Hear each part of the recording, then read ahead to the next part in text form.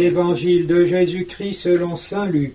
Jésus disait à ses disciples, « Sois sans crainte, petits troupeaux, car votre Père a trouvé bon de vous donner le royaume. Vendez ce que vous avez et donnez-le en aumône. Faites-vous une bourse qui ne s'use pas, un trésor inépuisable dans les cieux, là où le voleur n'approche pas, où la mite ne ronge pas, car là où est votre trésor, là aussi sera votre cœur. Restez en tenue de service et gardez vos lampes allumées. Soyez comme des gens qui attendent leur maître à son retour des noces, pour lui ouvrir dès qu'il arrivera et frappera à la porte. Heureux les serviteurs que le maître à son arrivée trouvera en train de veiller.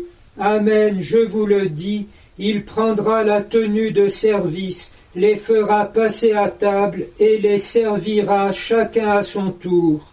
S'il revient vers minuit ou plus tard encore, et qu'il les trouve ainsi, heureux sont-ils. Vous le savez bien, si le maître de maison connaissait l'heure où le voleur doit venir, il ne laisserait pas percer le mur de sa maison. Vous aussi, tenez-vous prêts, c'est à l'heure où vous n'y penserez pas que le Fils de l'homme viendra. » Pierre dit alors, « Seigneur, cette parabole s'adresse-t-elle à nous ou à tout le monde ?» Le Seigneur répond, « Quel est donc l'intendant fidèle et sensé à qui le maître confiera la charge de ses domestiques pour leur donner en temps voulu leur part de blé? Heureux serviteur que son maître en arrivant trouvera à son travail. Vraiment, je vous le déclare, il lui confiera la charge de tous ses biens.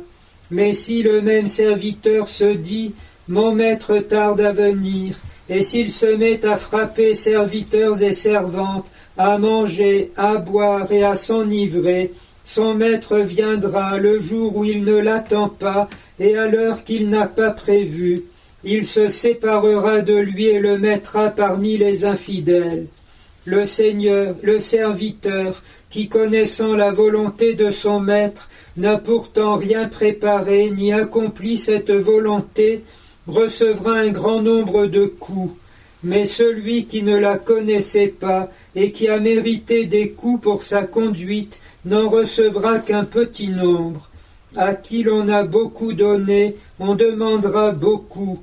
À qui l'on a beaucoup confié, on réclamera davantage. Les lectures de ce 19e dimanche dans l'année sont particulièrement foisonnantes et l'homélie pourrait consister simplement à faire la citation des versets les plus lumineux.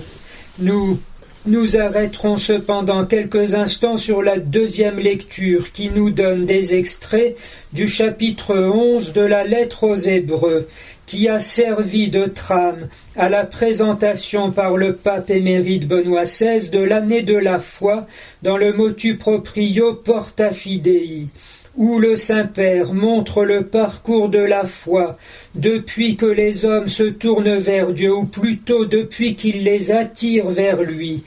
Abraham, avant même Abraham déjà Enoch, les patriarches, le peuple hébreu traversant la mer Rouge au cours de la première nuit de Pâques, et ensuite la prolongation de ce cheminement dans le temps de l'Église, avec au sommet de l'histoire la nuit pascale, la résurrection de Jésus, nuit pascale dans laquelle nous sommes plongés à notre baptême, cheminement de la foi que le Saint-Père prolongeait jusqu'à nous, et qui va au-delà même de nous jusqu'à la fin du temps et l'entrée de l'histoire dans l'éternité de Dieu.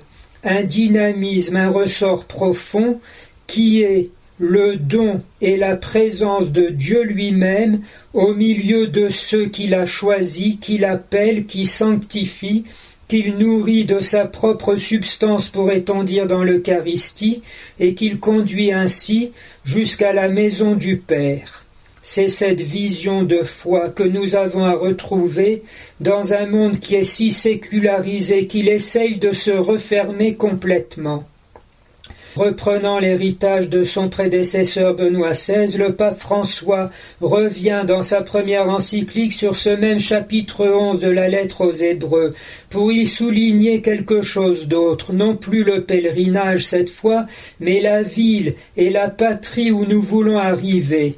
Dans un double sens, d'abord l'espérance qui marche avec la foi et vers laquelle nous devons être toujours tournés. Nous ne sommes pas faits pour durer ici-bas, nous sommes ici-bas en exil et nous attendons notre rappel pour être là où nous demeurerons avec le Seigneur pour toujours. Et la ville dans le deuxième sens, la modernité s'est efforcée de construire une civilisation sans Dieu et contre lui. Nous en vivons les derniers affres. Si nous voulons que nos villes redeviennent humaines, écrit le souverain pontife, nous devons mettre comme fondation et comme pierre de faite Dieu lui-même et le Seigneur Jésus-Christ. Et là, le service des chrétiens est immense, en même temps que la diaconie de la vérité, assurée de façon infaillible par la Sainte Église. On comprend alors qu'il y a non pas un vœu pieux, mais un immense combat dans lequel nous sommes situés, au centre et au cœur, étant dépositaires de la puissance que Dieu met en œuvre pour sauver le monde contemporain, et par conséquent aussi les cibles attaquées sans aucune pitié par l'esprit du monde et les suppôts de Satan pour les nommer. Comment ne pas penser avec ce cortège de la foi à la marche des veilleurs qui a commencé hier et qui se terminera le 31 août au soir, s'il plaît à Dieu, au cœur de la capitale de France, à Paris.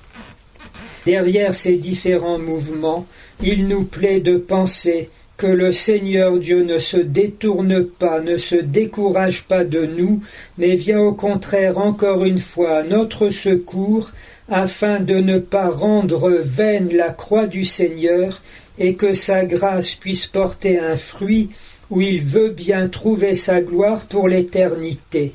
Nous aurons d'ailleurs, comme dans quelques jours, et comme le rappelait le pape François à l'Angélus, la fête de l'Assomption, qui nous rappelle le triomphe du Christ sur la mort et sur le péché, et nous présente la Vierge Marie, telle qu'elle est célébrée par l'Écriture elle-même, comme l'aurore qui monte du désert, plus terrible qu'une armée rangée pour la bataille, et qui annonce le jour qui se lève et qui ne connaît pas de déclin, notre Seigneur Jésus-Christ.